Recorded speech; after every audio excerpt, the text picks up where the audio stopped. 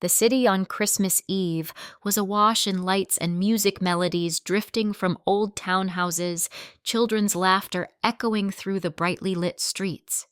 But for Julian Carter, the 35-year-old CEO of a renowned tech conglomerate, it was all just background noise for a loneliness he couldn't name. He sat silently on a park bench, wrapped in an expensive overcoat, his polished leather shoes gleaming, yet his posture radiated a deep emptiness. Around him, groups passed by clutching gift boxes, sipping hot chocolate.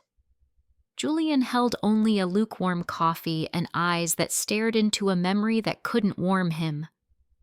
He had turned down the family's lavish Christmas party, not because he was busy, but because he feared the familiar facade, shallow hugs, hollow wishes.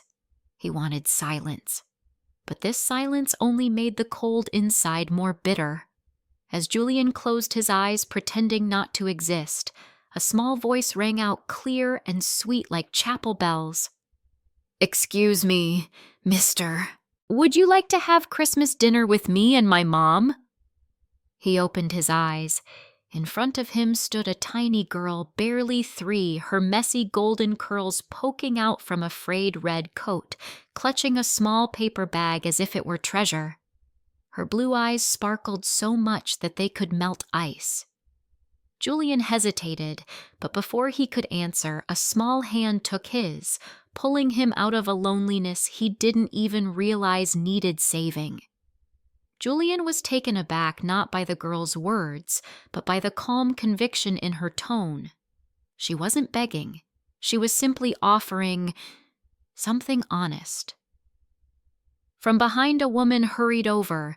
She was no more than 30, her honey blonde hair tied back in a rushed ponytail, cheeks flushed from the cold and likely embarrassment.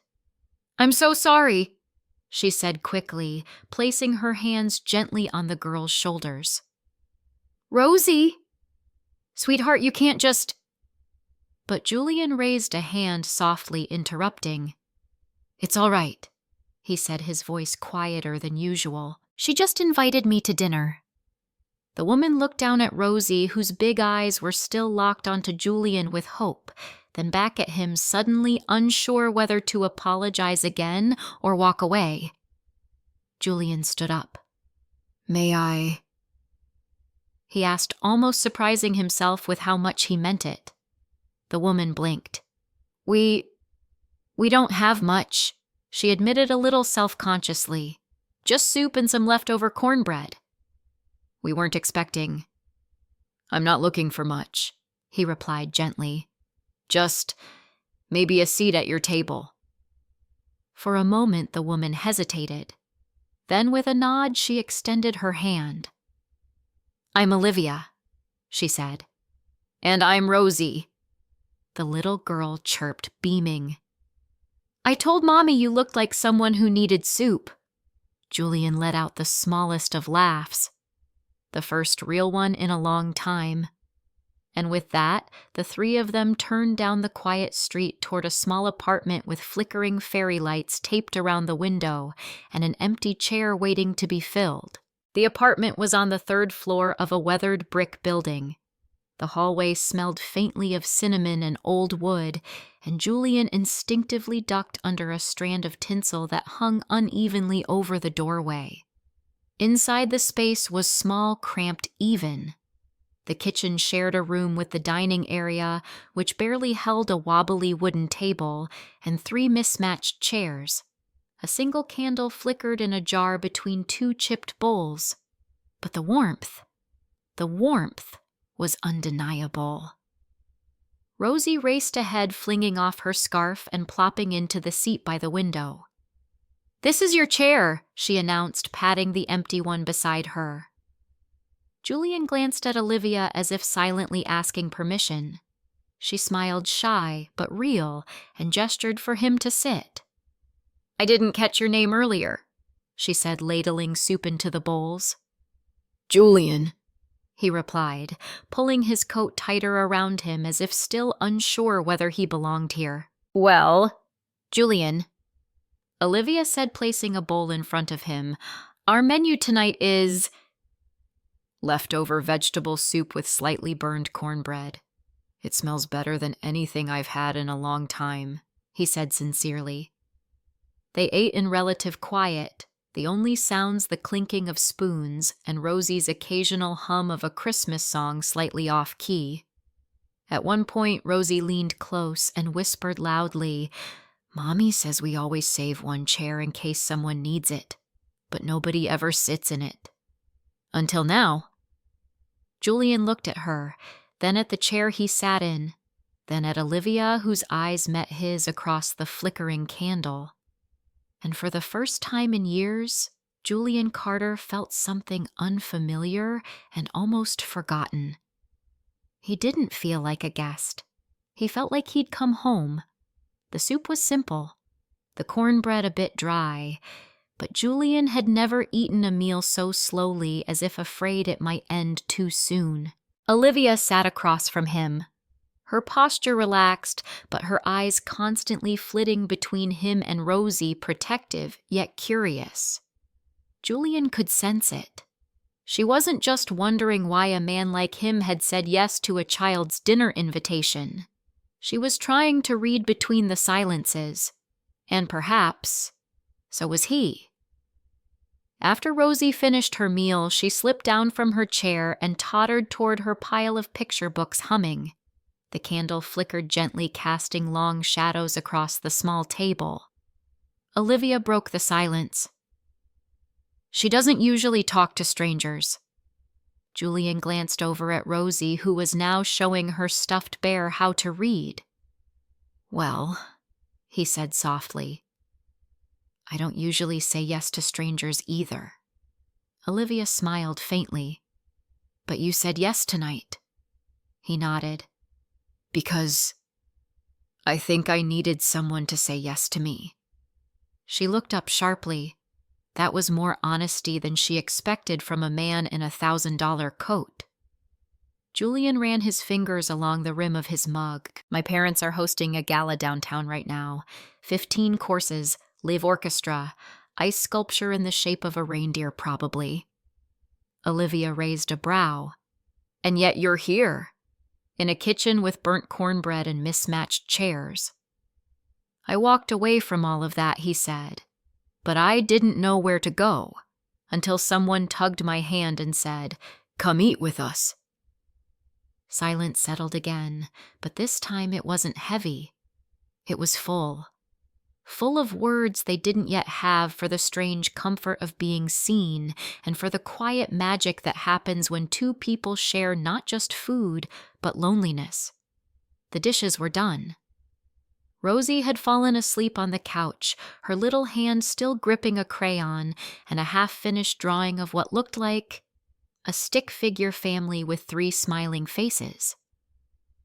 Julian sat at the kitchen table, now dimly lit, while Olivia made tea peppermint, the only kind she had left. She poured a mug for him, then one for herself, and sat down across from him again. The warmth of the mug felt grounding in his hands.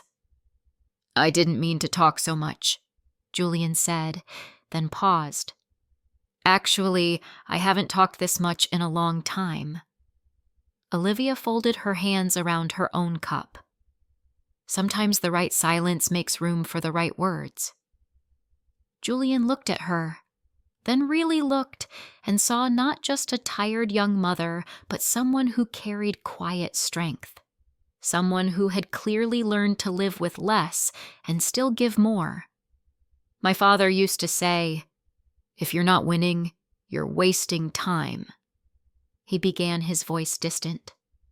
Christmas was an obligation, a time to show off the family brand. Dress up, shake hands, sign deals under the tree. He took a sip of tea as if to steady himself. "When I was 12, I asked my mother if we could just stay home one year, skip the party, watch a movie, have cocoa in our pajamas." She smiled and said, "Darling, we don't do ordinary things." Olivia didn't interrupt. She didn't need to. The weight in his voice did all the talking. "That was the night I realized. I wasn't born into a family. I was born into a business." Julian looked down ashamed that the admission made him feel like a boy again, lost yearning and still waiting for someone to save him from glittering emptiness. But Olivia didn't look at him with pity. She simply whispered, "Maybe you weren't looking for a place tonight. Maybe you were looking for people." And just like that, Julian Carter, the man who had everything money could buy, sat in a tiny kitchen with a single flickering candle, and felt more understood than he ever had beneath any chandelier. In the days that followed, Julian returned, not just once, not as a gesture of politeness, but again and again with no fanfare, no promises, just presence.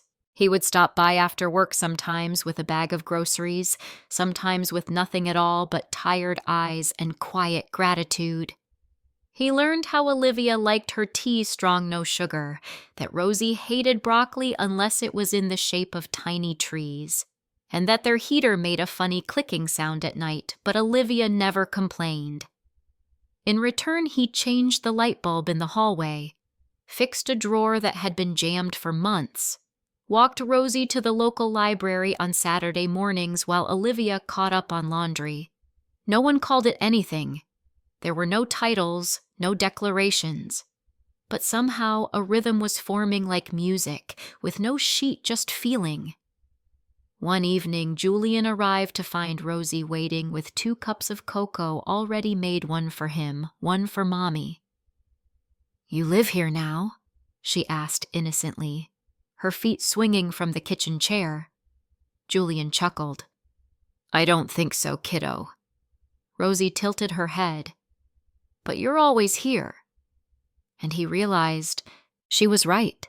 He hadn't moved in, but slowly, gently, without even meaning to, he had settled into the chair that was once empty, into the silences that no longer felt lonely, into the laughter echoing off thin apartment walls, and most of all, into the lives of 2 people who never asked for anything yet gave him everything he never knew he needed. December 20th, Rosie's birthday. The tiny apartment buzzed with excitement, though nothing about it was extravagant. Olivia had strung paper snowflakes across the ceiling. A small chocolate cake, slightly uneven, sat proudly in the center of the table. Balloons from the dollar store bobbed gently in the corner. Rosie twirled in a too big purple dress, her princess dress, while clutching a crayon-drawn invitation in her hand. Julian was supposed to be there. He had promised. But as the clock struck 6, then 6:30, the door remained shut. Olivia tried to hide her glances at the window. The wind howled outside. No sign of him. She knelt beside Rosie, fixing the strap of her dress. "Maybe he got stuck in traffic," Olivia offered gently. Rosie nodded, her smile dimming just a bit. "He said he'd bring candles that sparkle." Olivia kissed her forehead. "I'm sure he tried. They sang anyway, off-key and full of love." Rosie closed her eyes tightly when she made her wish, and when she blew out the candles, she left one still flickering. "That one's for him," she whispered. Meanwhile, Julian stood in an elevator, clutching a small velvet box in his coat pocket and a pack of sparklers in the other. He had left work late, caught in a storm of meetings and a citywide blackout downtown. By the time he made it to their street, the lights in the apartment were dim. The party was over. But when he knocked softly, Olivia opened the door, and behind her, Rosie gasped. "You made it." He knelt soaking wet, handing her the sparklers. "They still sparkle," he said, catching his breath. "Even if I'm late." Rosie threw her arms around him. "I saved you a slice." And Olivia, standing there with a quiet smile, realized something. Maybe he hadn't been late. Maybe he had just arrived right on time. Julian sat on the living room floor, still damp from the storm, his hair tousled, his coat clinging to him like guilt. Rosie nestled into his side, happily licking frosting from the last slice of cake. Across the room, Olivia stood quietly holding a towel and a pair of sweatpants that clearly weren't his size. "I can dry your coat," she said gently. He nodded, shrugging it off. "I'm sorry I was late." Olivia paused. "You came back. That's what matters." Julian looked at her, then not with the confidence of a CEO, but with the rawness of a man who realized he was terrified of disappointing two people who had become home. He reached into his coat pocket and pulled out the small velvet box. "It's not a ring," he said quickly. This isn't that." He opened it. Inside was a silver bracelet, simple, elegant, with one word engraved on the inside. "Belong." "For Rosie," he said. "Or for both of you. I just wanted you to know that this being here, it means something. You mean something." Olivia took the bracelet, her fingers trembling. "We didn't ask for anything," she whispered. "I know," he said. "And maybe that's why I wanted to give it." The room fell quiet again, but it was a sacred quiet. A quiet filled with knowing, with respect, and with something slowly blooming between them, something not forced but deeply chosen. That night, Julian didn't leave right away. He stayed, helped clean up wrapping paper and candle wax, tucked Rosie into bed, and when Olivia stood at the door expecting him to say goodnight and disappear again, he simply asked, "Would it be okay if I came back tomorrow?" She didn't answer with words, just opened the door wider, letting him back in, not just into the apartment, but into a life that had begun to make space for him. From that night on, the rhythm shifted subtly at first, then all at once. Julian began arriving before dinner instead of after. He brought Rosie her favorite juice boxes and learned how to fold laundry the way Olivia preferred sleeves tucked, never rolled. He fixed the leaky faucet in the kitchen, replaced the flickering light bulb in the hallway, and somehow the air in the apartment just felt steadier with him in it. One evening, as Olivia set the table, she paused. 3 plates, 3 cups, 3 sets of silverware, no longer an afterthought, no longer a gesture of politeness. It had become habit. The chair that used to sit vacant, the one Rosie called just in case someone needs it now, had Julian's jacket draped over the back. His mug sat beside it, already half filled with peppermint tea. It was no longer the extra chair. It was his. That night, after Rosie fell asleep mid-story, Olivia found Julian in the kitchen drying the last dish. He looked up as she entered, a quiet ease in his eyes. "I never liked Christmas," he said. "Not until now." Olivia leaned against the doorframe, arms crossed, watching him. "And now?" she asked softly. He shrugged with a small smile. "Now. I don't think it's about lights or gifts. I think it's about chairs." She tilted her head. "Chairs," she echoed. "Yeah," he said. "About always having one more chair than you think you need, just in case someone shows up and stays." He set the plate down and walked toward her. Neither of them moved for a long moment. Then she whispered, "You're not just here for the holidays, are you?" Julian shook his head.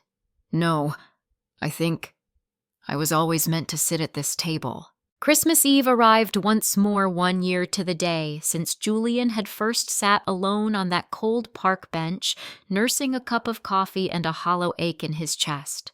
But tonight the apartment glowed, not from grand chandeliers or twinkling lights strung across mansions, but from something softer, more sacred. The table was set.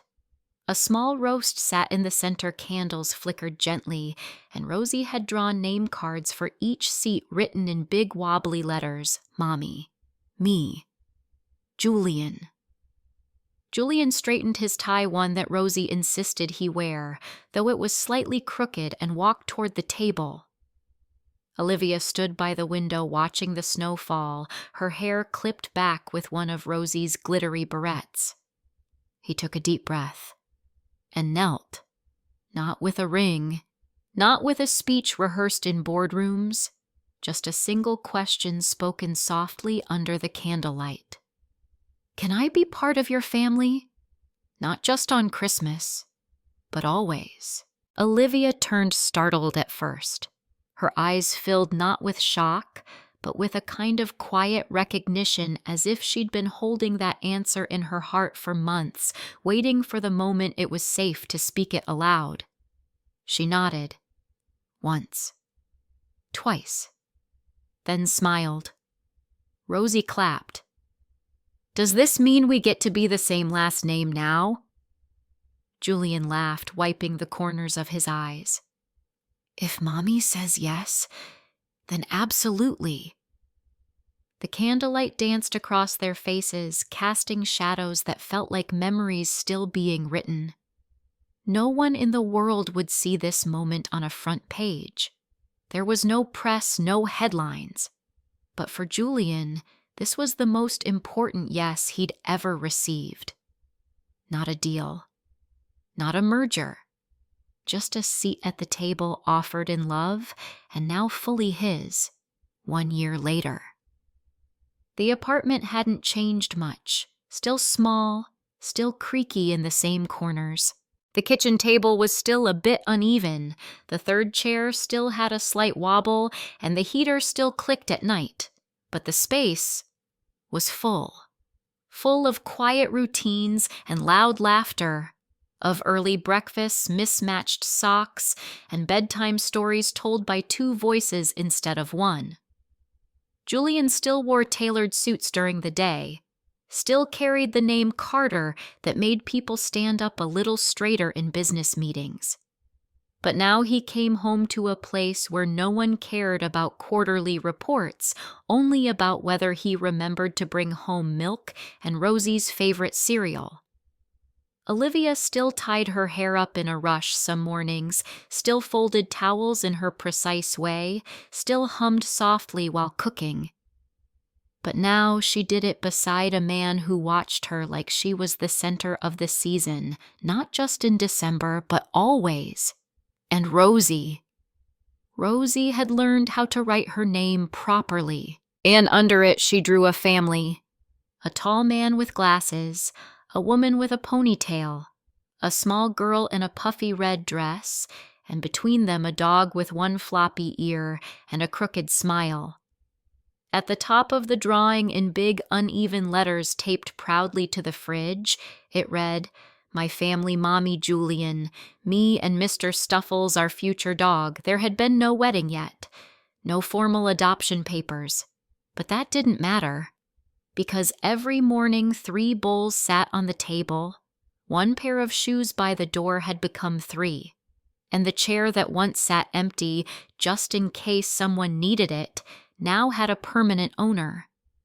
Julian hadn't just joined a family, he had become it. Sometimes the most important seat at the table isn't reserved for who we expect, but for the one brave enough to show up with nothing and stay because of everything.